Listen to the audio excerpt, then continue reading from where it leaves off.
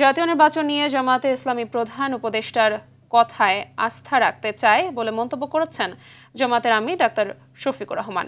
দুপুরে মৌলভীবাজারের কুলাউড়া পৌরসভায় অমুসলিমদের সঙ্গে মতবিনিময় শেষে সাংবাদিকদের সঙ্গে তিনি কথা বলেন। এ সময় তিনি আরও বলেন, ডিসেম্বর থেকে জুনের মধ্যেই জামায়াত নির্বাচন চায়। নির্বাচনের জন্য সবচেয়ে উপযোগী হচ্ছে ডিসেম্বর অথবা এপ্রিল মাস।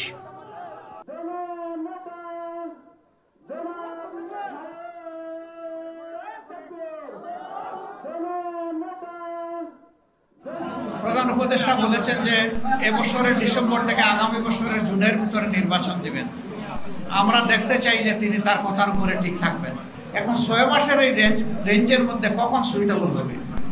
2টা মাস সকল বিবেচনায় সুইটেবল হতে পারে। মার্চ মাসের রোজা ফেব্রুয়ারি থেকে শুরু হয়ে যাবে রোজা। এই জন্য আমরা বলেছি যে ফেব্রুয়ারির মাঝামাঝি ইলেকশন হলে ভালো।